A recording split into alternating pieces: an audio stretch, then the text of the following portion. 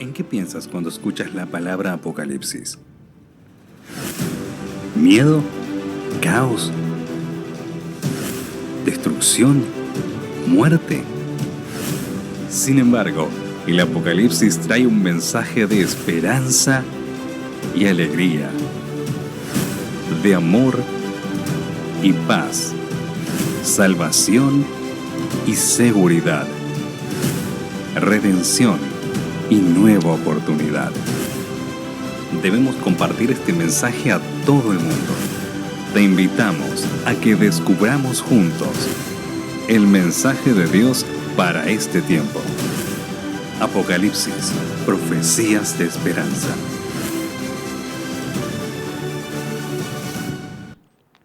Amigos, qué alegría encontrarnos nuevamente en este momento para estudiar la palabra de Dios y para ver un tema muy importante, el Apocalipsis y el último mensaje. En realidad ese mensaje está dividido en 3, pero ya vamos a ir notando en estos días. Es muy importante porque será el mensaje final de Dios. A este mundo es el mensaje final de Dios para un mundo corrompido y un mundo para que esté preparado para cuando Él regrese. De manera que es de mucha importancia. Transmitamos con amor, vayamos a nuestros amigos y vecinos, los que estamos viendo a través de la televisión, podamos también participar de esta forma.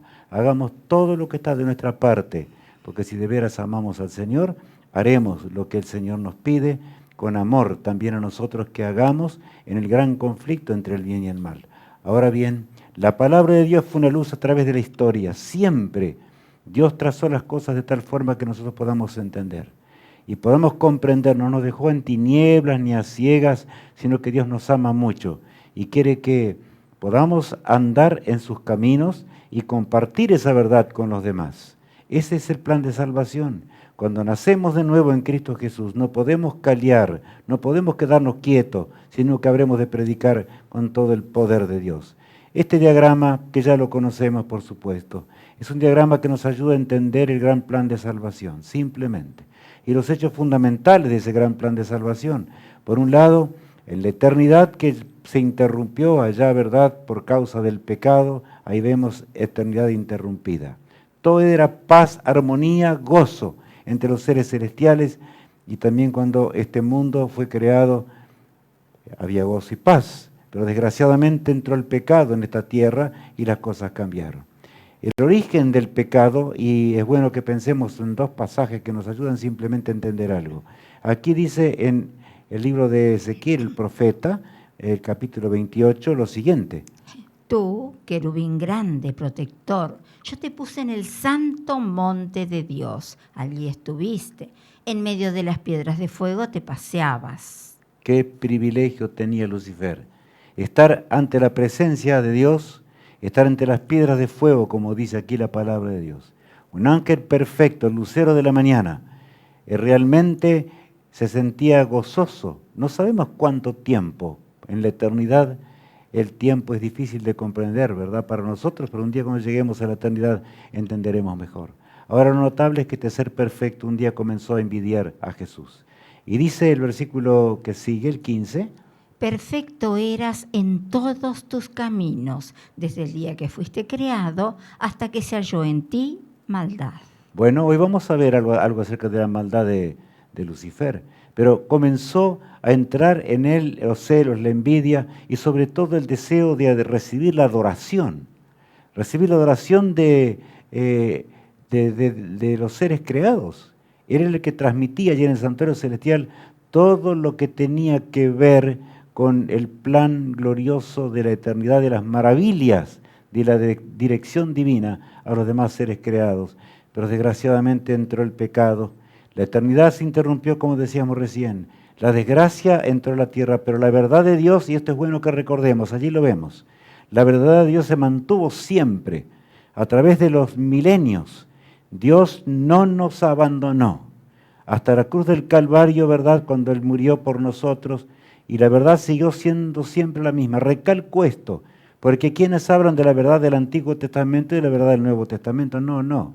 La verdad es la verdad de Dios. Son épocas diferentes en la profecía simplemente, pero la verdad es la verdad eterna de nuestro Padre Celestial.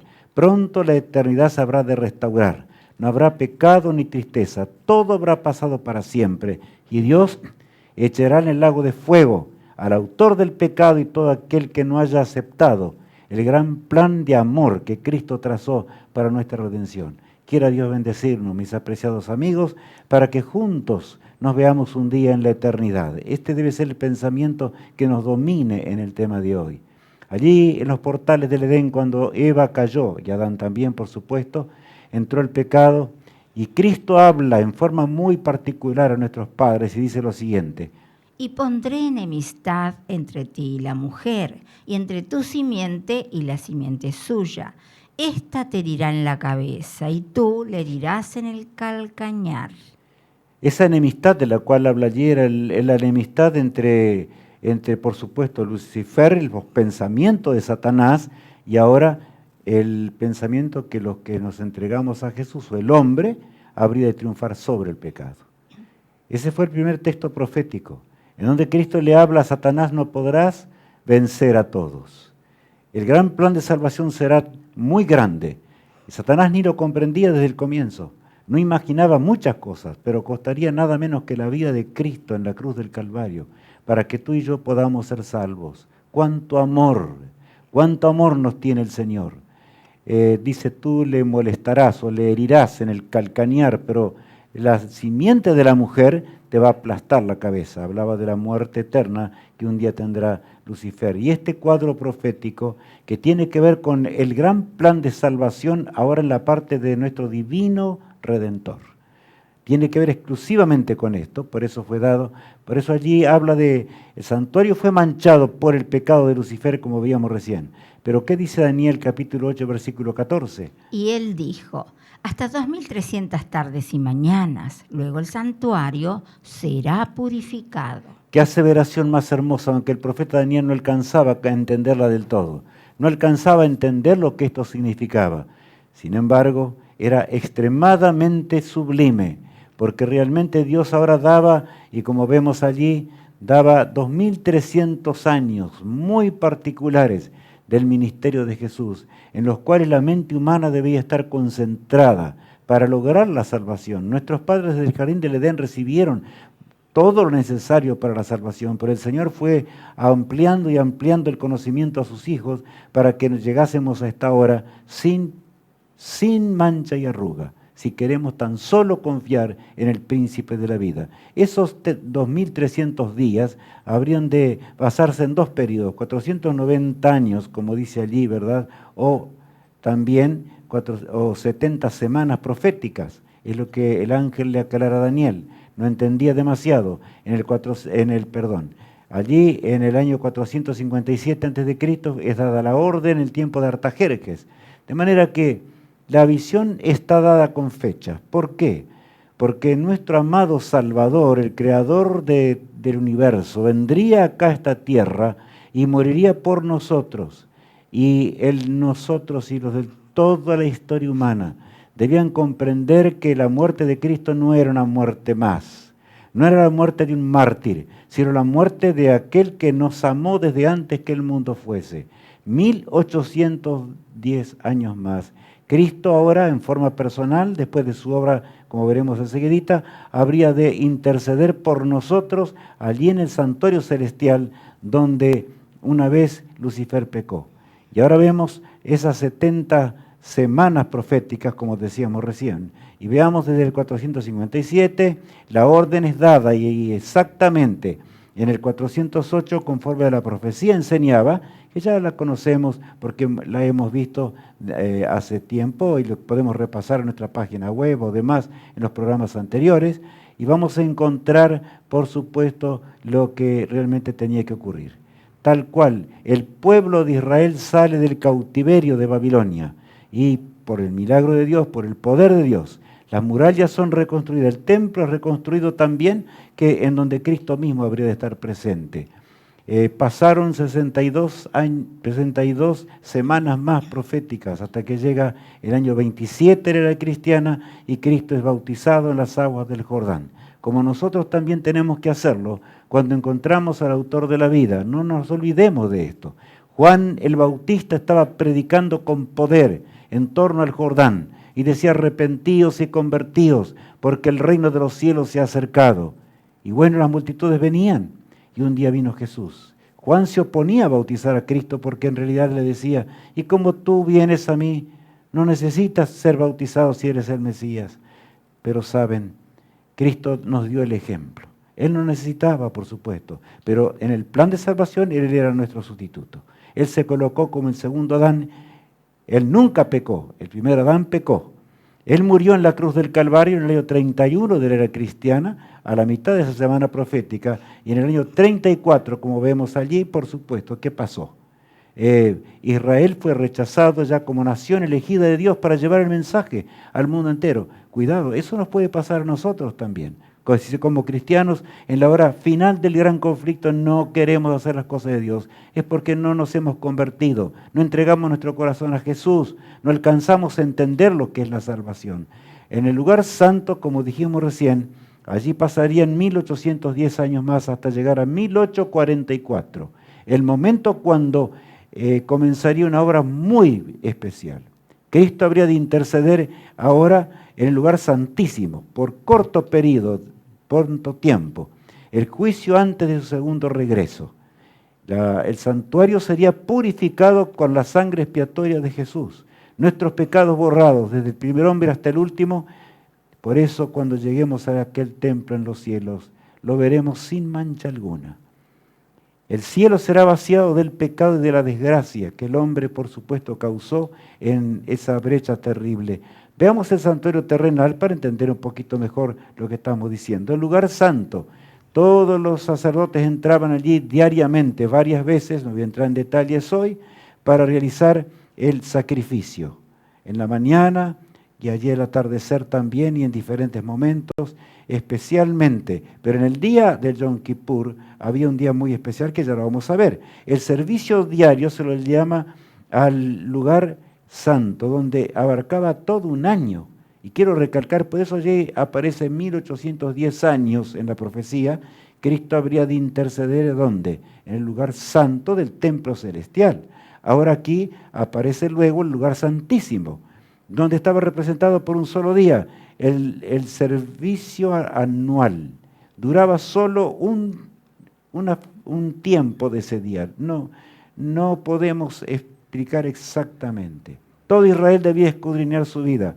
Aquí vemos servicio anual extremadamente solemne, porque el sumo sacerdote, después de haber reconciliado su vida con Dios, habiendo pedido perdón por sus pecados, aún personalmente sacrificando un corderito, entraba con la sangre expiatoria, allí que simbolizaba a Jesús, y echaba sangre sobre los lugares indicados por el Señor, ante esos querubines de gloria donde resplandecía la gloria del Eterno.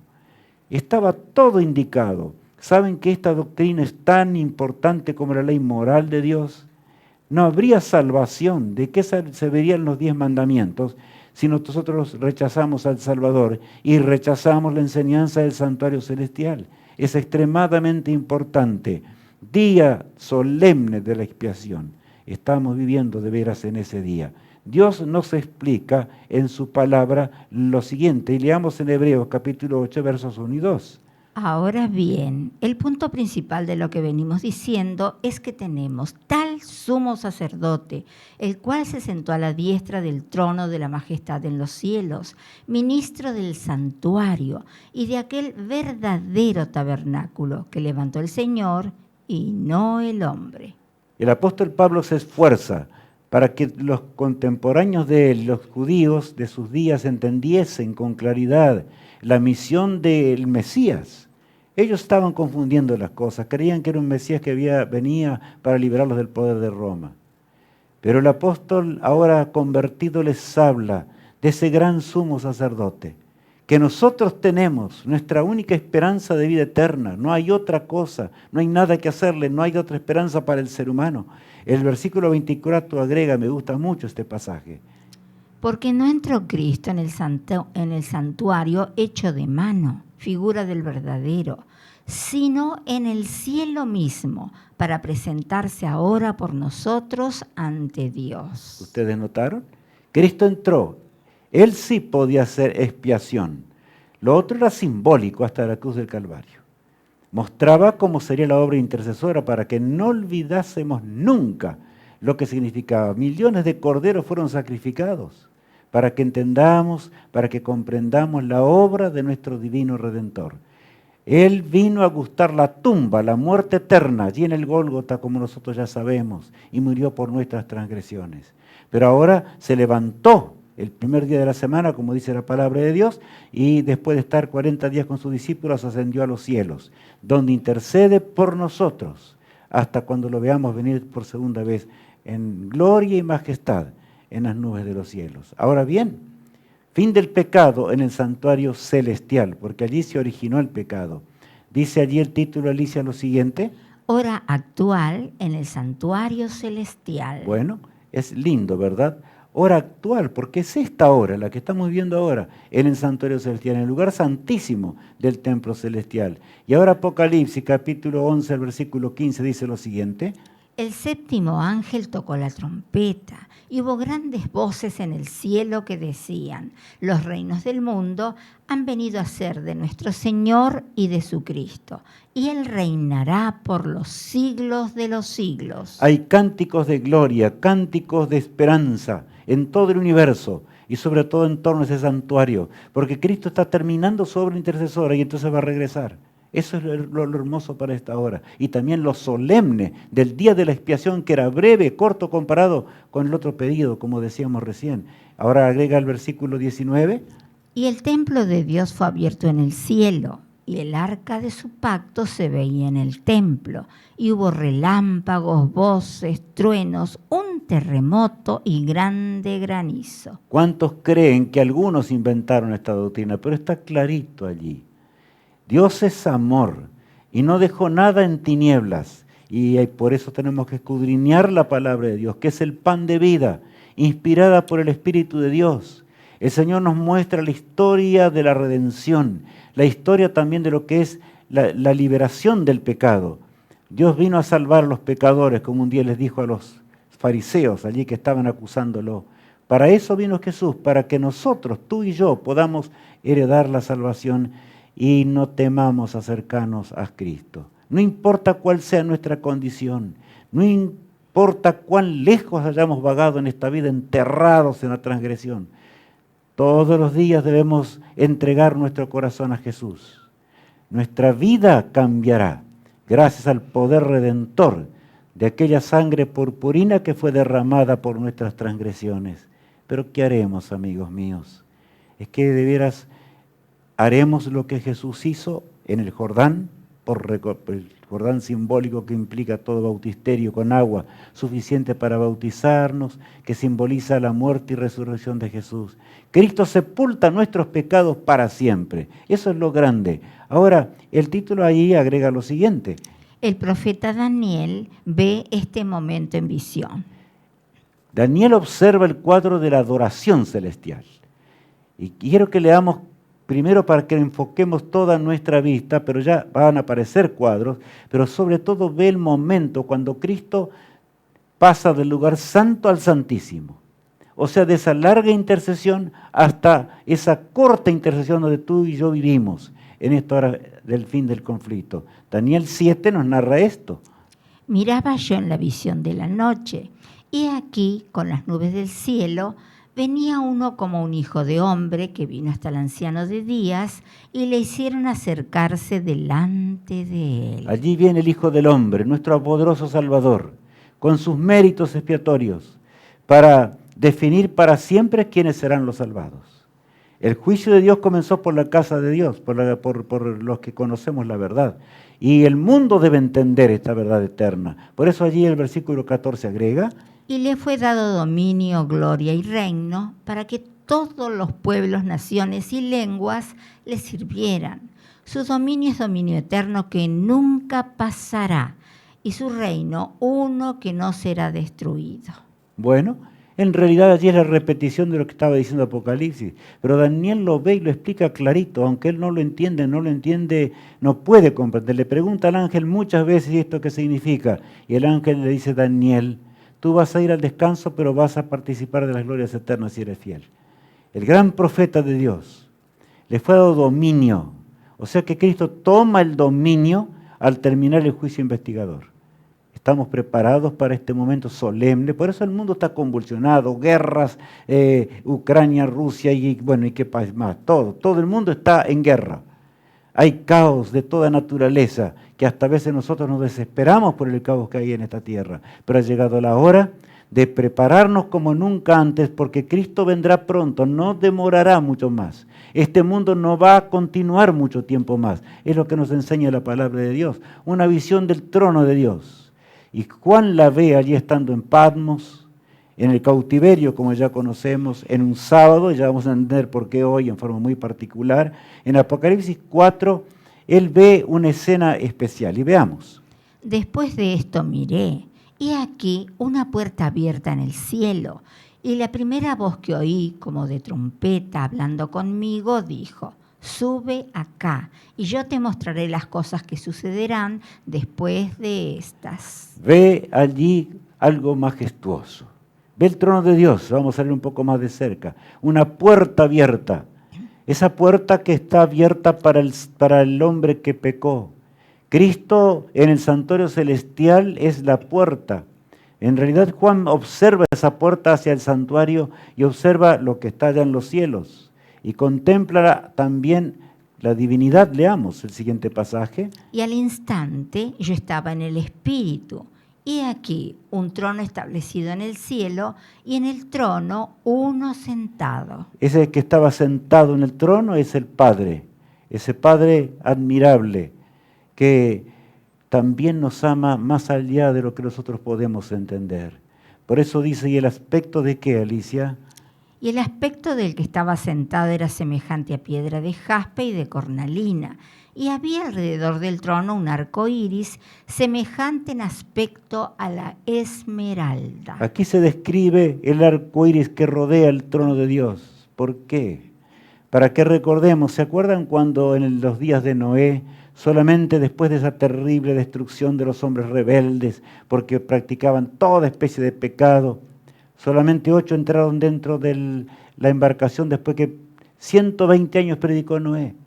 Y así también va a pasar en esta hora del fin. Por eso tenemos que anunciar con todo el poder del Espíritu de Dios las nuevas de la salvación. Pero ahí habla del aspecto.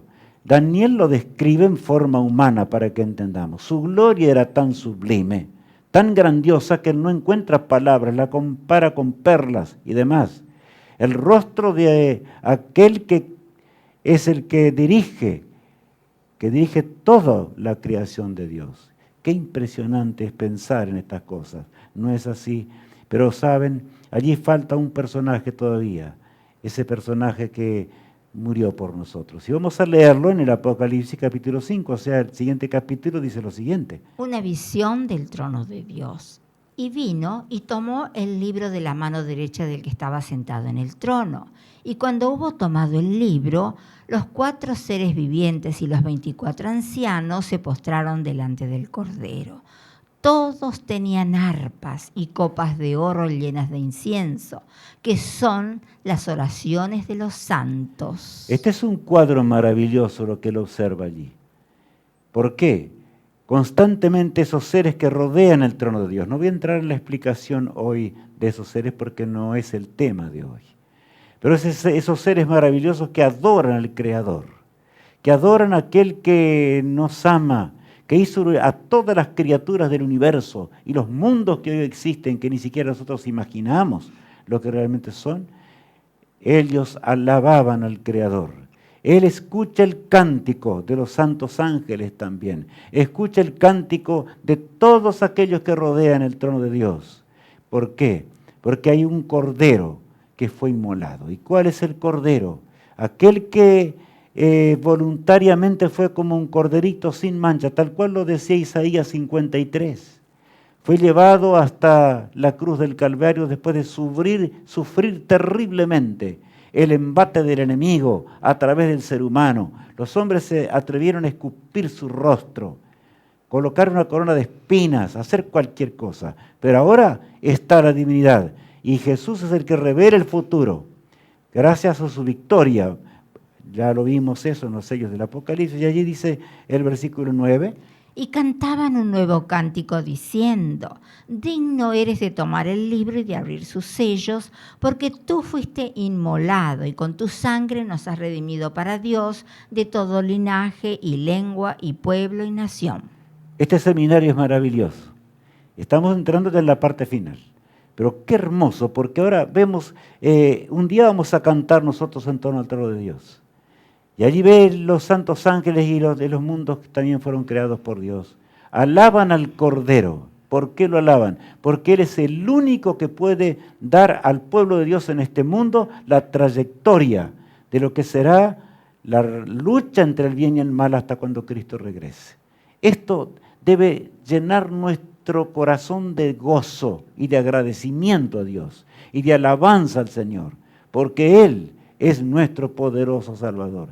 Él, el que nos amó desde los tiempos eternos y se entregó por nosotros en ese concilio celestial donde el Padre, el Hijo y el Espíritu de Dios estaban allí presentes y definieron la creación nuestra del hombre a pesar de que ellos sabían que habíamos de revelarnos. La adoración ante el trono del Eterno. Esa adoración es maravillosa y dice el versículo que sigue, capítulo 4, verso 6 ahora. Y delante del trono había como un mar de vidrio semejante al cristal. ¿Saben ustedes que ese mar de vidrio es descrito por Juan varias veces en el Apocalipsis y también por otros profetas? Que es, él dice un mar de vidrio porque no encuentra palabras, un mar de cristal resplandece por la gloria de Dios que va a llevarnos y nos acercamos hasta el trono de Dios. Resplandeceremos pronto cuando Cristo regrese y entremos por las puertas eternas y vayamos a entender, vayamos hasta allí al trono de Dios y a entender las cosas que ahora no podemos comprender ni, por supuesto, apenas que las vislumbramos a través de las enseñanzas de las Escrituras. Quiero detenerme un instante, apreciado amigo. Si nosotros no nos preparamos para el cielo, ¿cómo pues podremos ser felices sobre el mar de vidrio un día? Es imposible. La salvación no es un cuento de hadas, es algo real. Aquí cambia la vida, aquí debemos cambiar el cielo, o mejor dicho, participar de las glorias del cielo. ¿Por qué? Porque aunque tengamos que luchar en esa lucha que recién leíamos allí en el comienzo del tema, Satanás lucha y luchará hasta el fin del tiempo, pero tenemos una seguridad. Cristo nos ofrece el perdón y nos ofrece también la victoria sobre el pecado si tan solo queremos. Ahora el verso 9 agrega: y siempre que aquellos seres vivientes dan gloria y honra y acción de gracias al que está sentado en el trono, al que vive por los siglos de los siglos. Siempre que aquellos seres vivientes dan gloria, dice, y honra y acción de gracias. O sea, alaban a aquel que es desde el siglo y hasta el siglo. No tiene principio ni fin. Alaban porque es alabanza a aquel que solo debemos adorar. Satanás envidió esa adoración, como leíamos al comenzar hoy. Él quería ser como Dios. Ahora el texto que sigue agrega: los 24 ancianos se postran delante del que está sentado en el trono y adoran al que vive por los siglos de los siglos y echan sus coronas delante del trono diciendo: Señor, digno eres de recibir la gloria y la honra y el poder, porque tú creaste todas las cosas y por tu voluntad existen y fueron creadas. Saben que allí se recalca la creación de Dios. Se recalca la gloria de Dios, se recalca la alabanza al Creador. Yo les pregunto, ¿no es necesario que el mundo conozca esto? En un mundo que se mueve detrás de la pólvora, vamos a usar ese término, los nubarrones negros de las armas que el hombre está usando. Qué mundo triste, mundo de muerte y de desgracia. Pero amigos míos, cuán feliz será el día cuando podamos también unirnos a los demás seres celestiales para adorar al Creador, porque Él es nuestro Creador, el que nos formó, el que trajo toda la existencia. Y entonces aparece el mensaje de los 3 ángeles, como dice ya el título, dice así, Alicia. Mensaje del primer ángel y la adoración a Jesús. Bueno, el mensaje final de Dios. Y aparece un ángel representando al pueblo de Dios con raudo vuelo, ahora y con prontitud, anunciando las nuevas de el último llamado al hombre, que habrá de dar la vida eterna. Y vamos a dividir el texto en realidad en dos. Allí dice el versículo 6, por eso vamos a leer, ¿verdad? Le pusimos una A para recordar, que no sea más gráfico simplemente, y recordar estos dos pasajes. Dice así el primero. Vi volar por en medio del cielo a otro ángel que tenía el Evangelio eterno para predicarlo a los moradores de la tierra, a toda nación, tribu, lengua y pueblo. ¿Cómo es ese Evangelio? Es eterno, por supuesto. Es la voluntad divina dada al ser humano. Cristo vino para eso, para que podamos vencer el pecado. Por eso, esas doctrinas y miles de religiones en la tierra que enseñan cualquier cosa y se creen que se puede llegar a Dios de cualquier manera, no, son espíritus satánicos. Debo ser muy claro hoy. Pero acá el raro vuelo del pueblo de Dios, o de ese ángel primero, debe anunciar con nitidez. Dice ¿qué pasaba allí? Que Él nos hizo, predicando en alta voz a toda nación, tribu, lengua y pueblo. O sea que el Evangelio eterno tiene distinción de personas, no.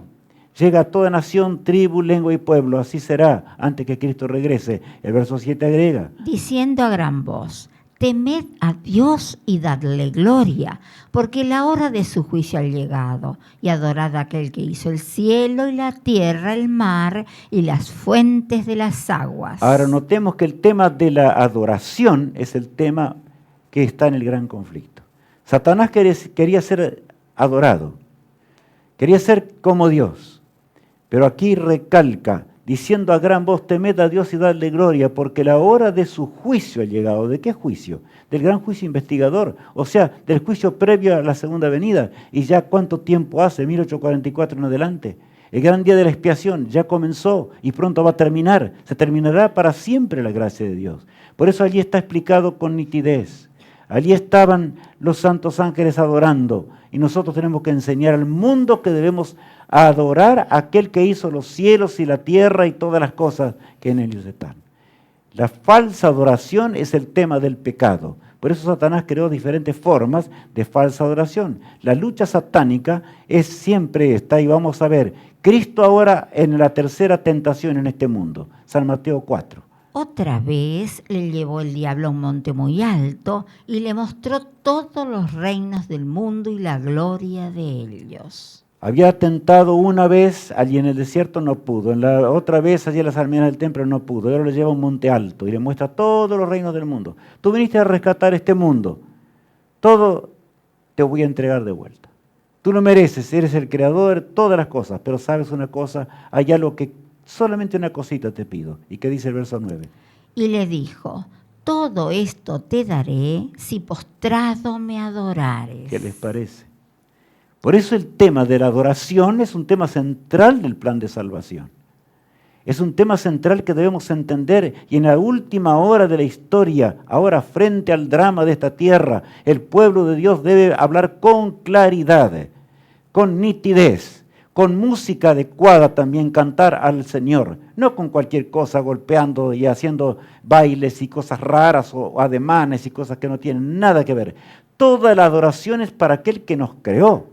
Jesús le habla con nitidez, ahora en el siguiente pasaje, a Satanás, y le dice, entonces Jesús le dijo, vete, Satanás, porque escrito está, al Señor tu Dios adorarás y a Él solo servirás. El diablo entonces le dejó, y aquí vinieron ángeles y le servían. Ángeles poderosos vinieron para ahora socorrer a Jesús, pero Él soportó claramente, vete, está escrito, está. El centro del gran conflicto, y Satanás tuvo que salir derrotado simplemente porque él no merecía la adoración, por supuesto. Eso es lo que estaba enseñándonos la palabra de Dios. Ahora vamos a leer algo que es importante. Primero y segundo mandamiento de la palabra de Dios está en Éxodo. Aquel día cuando el monte humeaba hasta en la altura y el pueblo de Dios, el pueblo de Israel en aquel entonces estaba allí en torno a ese monte, Moisés subió a la cumbre de la montaña y leamos un mandamiento que tiene que ver con la verdadera adoración al Creador. Leamos. Y habló Dios todas estas palabras diciendo: Yo soy Jehová tu Dios, que te saqué de la tierra de Egipto, de casa de servidumbre. No tendrás dioses ajenos delante de mí. O sea, todo el paganismo que creó dioses ajenos. No tendrás dioses ajenos delante de mí. Y yo podría hablar mucho acerca, cuando amamos cualquier cosa de esta vida más que a Dios, es un Dios para nosotros. De manera que Dios es claro, no tendrás dioses ajenos delante de mí. El segundo mandamiento dice: No te harás imagen ni ninguna semejanza de lo que esté arriba en el cielo, ni abajo en la tierra, ni en las aguas debajo de la tierra. No te inclinarás a ellas ni las honrarás, porque yo soy Jehová tu Dios, fuerte, celoso, que visito la maldad de los padres sobre los hijos hasta la tercera y cuarta generación de los que me aborrecen. Y hago misericordia a millares, a los que me aman y guardan mis mandamientos. Este mandamiento segundo va contra la idolatría, justamente. Las estatuas que los hombres hacen para decir que están más cerca de Dios. En el paganismo ocurrió y en el falso cristianismo ocurre hoy. La iglesia apóstata que apostató allá en el 538, mejor dicho, comenzó a perseguir allí, la apostasía vino antes, como ya estudiamos. Y, claro, también se introdujeron la adoración a diferentes cosas, a la Virgen María, al apóstol Pedro, imágenes, diferentes cosas para adorar.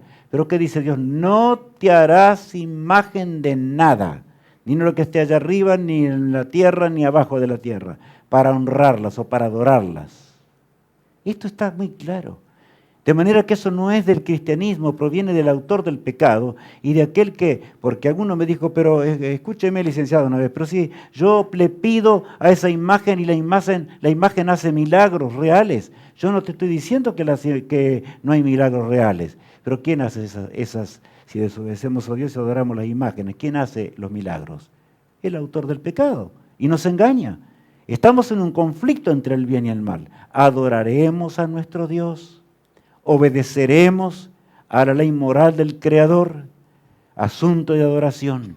Adorad a aquel que hizo los cielos y la tierra. Y ahora entramos, ¿por qué dice eso el mensaje angélico en forma muy especial y particular? Leamos ahora el cuarto mandamiento de la ley moral de Dios en Éxodo 20, también el versículo 8 al 11. Acuérdate del día de reposo para santificarlo. 6 días trabajarás y harás toda tu obra, mas el séptimo día es reposo para Jehová tu Dios.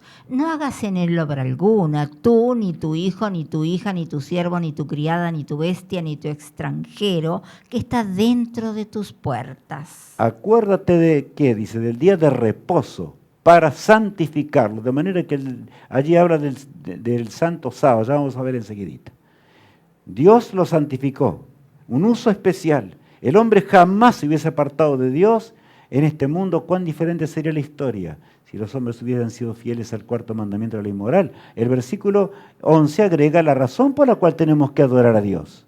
Porque en 6 días hizo Jehová los cielos y la tierra, el mar y todas las cosas que en ellos hay, y reposó en el séptimo día. Por tanto, Jehová bendijo el día de reposo y lo santificó. ¿Estamos entendiendo? Por eso el mensaje del primer ángel recalca: adorad a aquel que hizo los cielos, la tierra, el mar y todas las cosas.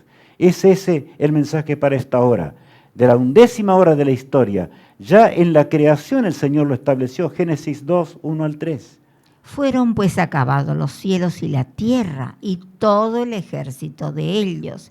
Y acabó Dios en el día séptimo la obra que hizo, y reposó el día séptimo de toda la obra que hizo. Estimado amigo que me ves allí, estás detrás de la pantalla, te agradezco porque podemos estudiar la palabra de Dios.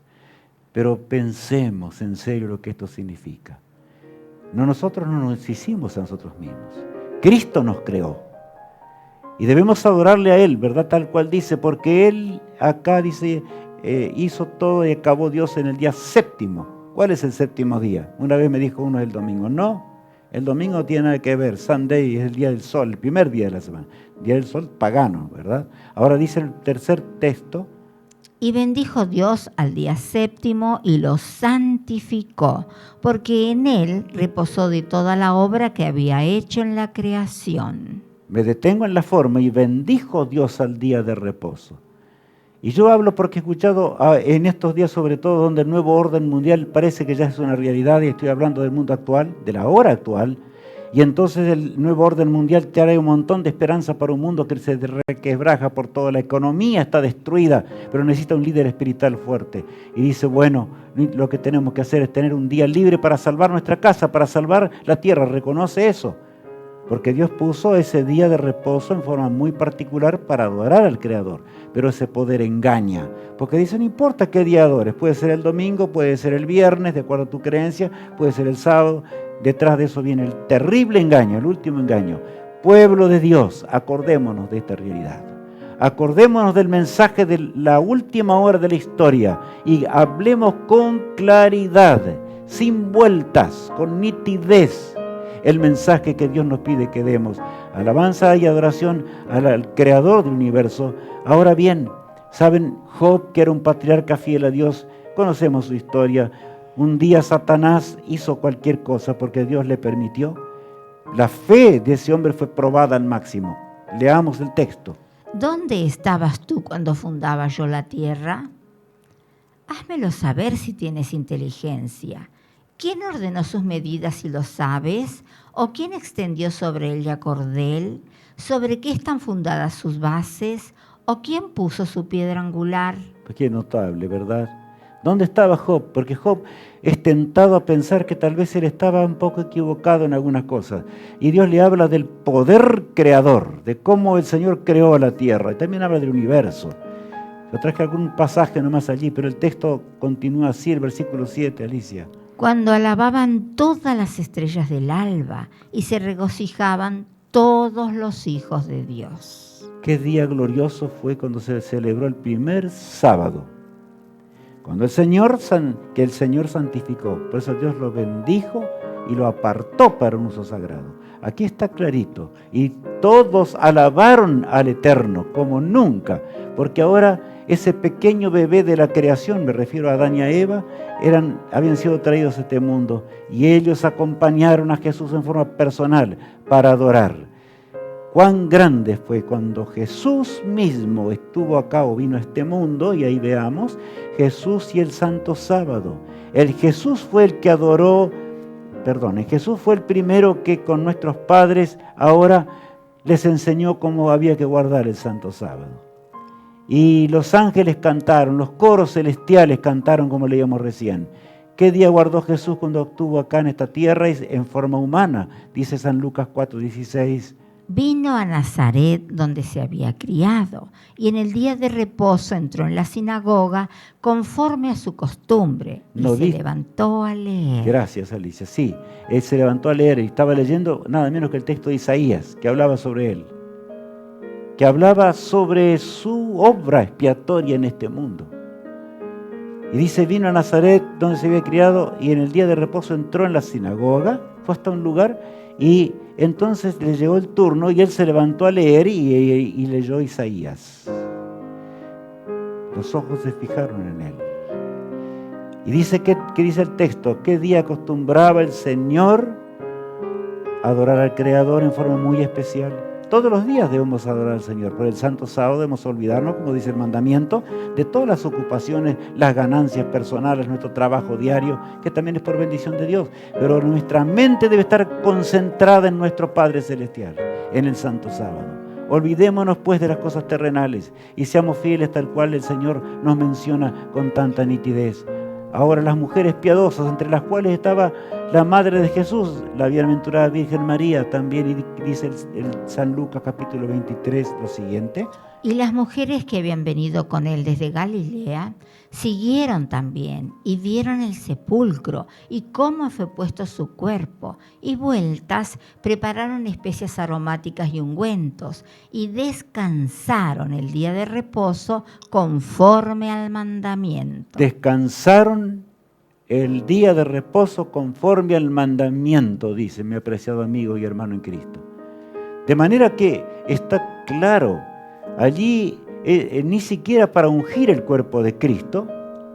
Llegó el atardecer, porque el Santo Sábado comienza el atardecer del viernes, tal cual son los días bíblicos, ¿verdad? La que dice la palabra de Dios.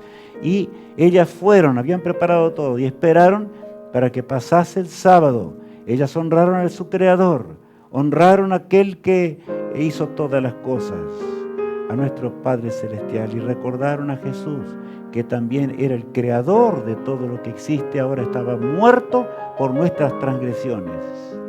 Por lo tanto, el hombre no puede cambiar el día de reposo como él quiere.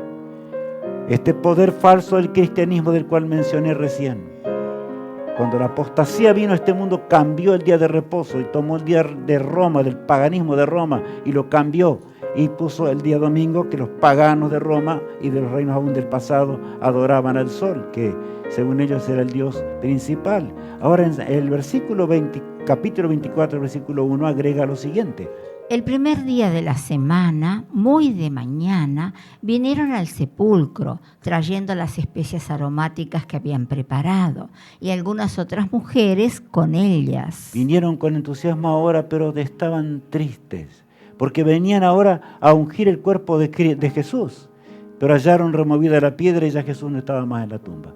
Porque muy de mañana, el primer día de la semana, Él resucitó para iniciar la obra redentora. Ahora, escúchenme, no fue un día de reposo el día del día domingo. Yo quiero aclarar bien esto hoy. Porque inclusive aquellas mujeres piadosas en las cuales estaba María, como recalqué recién, vinieron para ungir el cuerpo de Cristo. Habían reposado conforme al mandamiento, y entonces ahora comenzaba la semana. Y Cristo se levantó también para comenzar su obra con los discípulos e iría al santuario para trabajar por nosotros. De manera que no confundamos las cosas, como un líder religioso mundial quiere confundir las cosas en este mundo. Es claro lo que dice la palabra de Dios. Los santos apóstoles y el santo sábado. Cuando salieron ellos de la sinagoga de los judíos, los gentiles les rogaron que el siguiente día de reposo les hablasen de estas cosas. Cuando salieron de ellos de la sinagoga de los judíos, ¿quiénes dice allí? Los gentiles. O sea, había gentiles que ahora conocían al Salvador, dejaban el paganismo a un lado, les rogaron que el siguiente día de reposo les hablasen de estas cosas. ¿De qué cosas leamos, Alicia? Y despedida la congregación, muchos de los judíos y de los prosélitos piadosos siguieron a Pablo y a Bernabé, quienes hablándoles les persuadían a que perseverasen en la gracia de Dios. ¿Notaron? Les estaban hablando de Cristo, que era el Redentor del mundo. Les estaba hablando de la justificación por la fe, de que podían alcanzar la victoria sobre el pecado mediante Cristo, nuestro Salvador. ¿Cuántos dicen no? La ley moral fue clavada, el sábado fue clavado en la cruz del Calvario. Eso es terrible, decir una cosa así. El tema de la gracia se centra en la cruz del Calvario y se centra en el santo sábado también. ¿Por qué? Porque nos habla del Creador que murió por nosotros, para que nosotros podamos tener vida eterna. Es lo que está enseñando allí. San Pablo y Bernabé estaban enseñando aún a los paganos. En la sinagoga de los judíos iban para escuchar la palabra de Dios. El versículo 44 dice: el siguiente día de reposo se juntó casi toda la ciudad para oír la palabra de Dios. No eran 2 o 3. El Evangelio con el poder del Espíritu Santo fue llevado por los santos apóstoles en aquellos días, como ya conocemos, aún a costa de sus vidas. Las naciones eran conmovidas y los sinceros aceptaban el mensaje redentor, y estaba puesto allí también el santo sábado, como estamos estudiando hoy. Por eso el mensaje del primer ángel recalca la hora del fin y lo que nosotros tenemos que enseñar en esta hora final, donde los hombres olvidaron a Dios. La promesa que Dios nos hace si somos fieles al santo sábado. Leamos en el libro del capítulo de Isaías 58. Si retrajeres el día de reposo tu pie, de hacer tu voluntad en mi día santo, y lo llamares delicia, santo, glorioso de Jehová, y lo venerares, no andando en tus propios caminos, ni buscando tu voluntad, ni hablando tus propias palabras. Es meticuloso el texto, leámoslo bien. Si retrajeres del día de reposo tu pie, de hacer tu voluntad. O sea, no es porque podemos ser hijos de Dios y nuestra voluntad, la voluntad de Dios es una, no hay otra. Pero no hagamos la voluntad que a nosotros nos parece, que a nosotros podemos trabajar en la semana, podemos hacer todo, porque el mandamiento dice, un día es de reposo y los otros 6 son para trabajar, para hacer las cosas mientras nos ganamos el pan en la lucha de esta vida. Pero ahora es claro aquí lo que dice el pasaje bíblico, ni buscando tu voluntad ni hablando tus propias palabras, a esto va. O sea, es un día sagrado donde debemos examinar nuestra vida, acercarnos a Jesús y alabar al Eterno como fue en el principio, allí en el momento cuando Dios creó a esta tierra. El versículo 14 agrega: entonces te deleitarás en Jehová, y yo te haré subir sobre las alturas de la tierra, y te daré a comer la heredad de Jacob tu padre, porque la boca de Jehová lo ha hablado. Es la promesa del reino de los cielos, la promesa de la tierra nueva, la promesa de un mundo mejor, de un mundo eterno, que se acerca con velocidad a esta tierra manchada por la transgresión, llena de pecado y desgracia, pronto finalizará. Pero estimado amigo, recordemos el amor de Dios. Las promesas de Dios nunca fallaron ni fallarán en esta hora final del gran conflicto.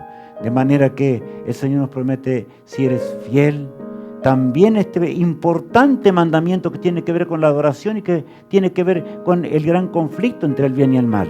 Porque ¿quién quería que realmente no se adorase a Dios? Es Satanás. Por lo tanto, Satanás creó diferentes días de reposo y los hombres tuvieron el atrevimiento de cambiar el día de reposo sagrado establecido por el cielo, por Dios. Rechaza lo que no es de Dios. Lee la palabra de Dios. Allí está la verdad, la única verdad. El santo sábado en la tierra nueva, cuando todo termine y cuando vayamos a la eternidad y estemos con Cristo para siempre. ¿Qué día habremos de guardar? Isaías 66, que nos habla acerca de ello, dice: porque como los cielos nuevos y la nueva tierra que yo hago permanecerán delante de mí, dice Jehová, así permanecerá vuestra descendencia y vuestro nombre. Qué hermoso pasaje. Una promesa de que nuestra descendencia va a permanecer para siempre. Tan solo somos fieles, viviremos para siempre. Estaremos con nuestros seres amados que perdimos aún en esta tierra. Por lo tanto, hagamos cualquier cosa por aquellos que no conocen la verdad, anunciando el mensaje de los 3 ángeles. Y ahora estamos estudiando el primer ángel en forma muy particular. En su mensaje estamos examinando algunas cosas. ¿Por qué dice que tenemos que adorar al Creador de los cielos y de la tierra? El 4º mandamiento nos recuerda esto, el versículo 23. Y de mes en mes y de día de reposo en día de reposo, vendrán todos a adorar delante de mí, dijo Jehová. Bueno, aquí el pasaje es muy claro, estimado amigo. Porque claro está, dando de mes en mes y de día de reposo en día de reposo. O sea, cada mes terminaba exactamente en un día de reposo. Y ahí está hablando claramente que así es el plan de Dios. Cuando estemos en la eternidad, es nuevamente el hogar eterno que perdimos. En la nueva tierra tendremos el Santo Sábado y lo habremos de adorar a Cristo, nuestro amado Salvador, cuando estemos en aquel paraíso donde no habrá más tristeza, ni dolor, ni lágrimas como hoy aquí en la tierra. Ahora, ¿estamos entendiendo realmente lo que esto significa? ¿Hemos llegado a comprender de cerca lo que tiene que ver con nuestra salvación, lo que tiene que ver con lo que es una nueva naturaleza, nacer de nuevo? Aún los fariseos guardaban el sábado, si nosotros leemos la Biblia, pero ellos no entendían que era lícito hacer bien, por ejemplo, en el día de reposo, y reprendían a Cristo cuando lo veían hacer alguna obra de bien en el día sábado. Ahora, nosotros tenemos que entender las cosas del cielo. El Santo Sábado fue dado para que nosotros podamos vivir un día de paz, armonía y de gozo. Aún la naturaleza fue arruinada porque transgredimos el sábado. Por supuesto, en eso tiene razón el gran obispado de Roma. Pero ¿saben? Toda la sutileza está para llevarnos a una dramática situación que el pueblo de Dios tendrá que enfrentar durante el mensaje del tercer ángel, que vamos a estudiar, por supuesto. Aquí vemos en la lámina un mundo feliz, un mundo glorioso, donde no habrá sombras, ni mancha de dolor, ni tristezas. Estaremos con Cristo y con Él dialogaremos. Él nos va a enseñar. Los santos ángeles nos habrán de acompañar. Estaremos en la santa ciudad. Habremos de ver las cosas grandes de Dios en ese día. ¡Qué día grande! Yo quiero verte en ese día, estar contigo. Aún recordar el seminario en el cual nos encontramos, porque esa es la voluntad de Dios. No lo estoy diciendo por un gusto mío. Esa es la voluntad por la cual Cristo dio su vida y murió allí en la cruz del Calvario. ¿Saben? Adoremos a nuestro Creador en el santo sábado, tal cual el Señor lo estableció. Rechacemos las cosas de esta vida. Dios cuidará de nosotros ciertamente. Dios habrá de guiarnos y acompañarnos en esta vida. No temamos colocar nuestra suerte con Cristo. ¿Puede abandonarnos Jesús? No. Si dejó un trono para buscarnos, ¿cómo habremos de desconfiar de Él? Este cántico que vemos bien allí en la pantalla, el título, Oh Pueblo Glorioso, que es un cántico especial creado, ustedes ven allí para un servidor, y Matías lo editó muy bien, realmente nos trae el recuerdo que estamos al borde del fin mismo y como pueblo de Dios debemos luchar como nunca antes para que termine pronto este mundo lleno de miserias y dolor.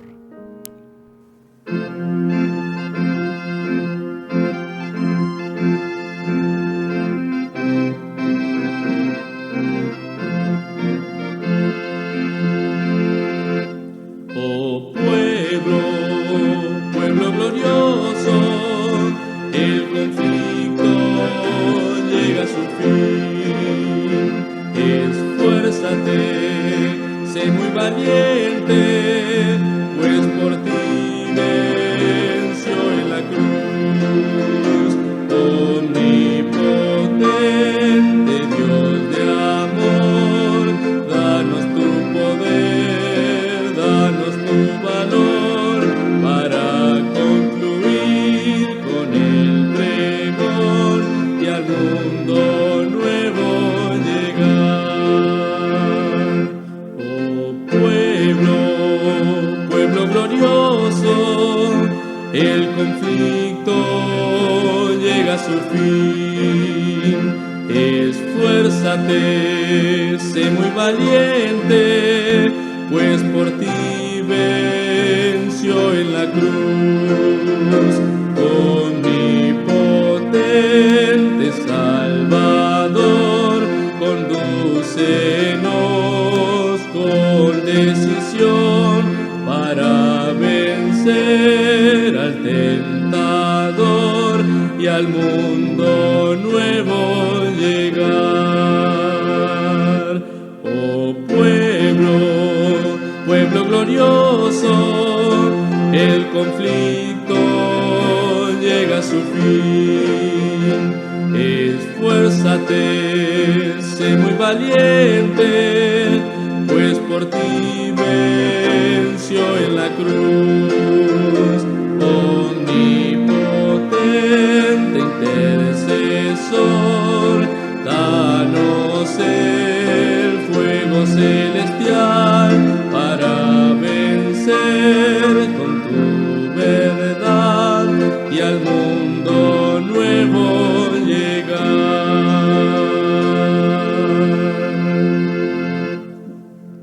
Queremos llegar a ese mundo eterno. Dios quiera que seamos fieles, fieles al cometido. Oh pueblo glorioso, el conflicto llega a su fin. Esfuérzate, sé valiente.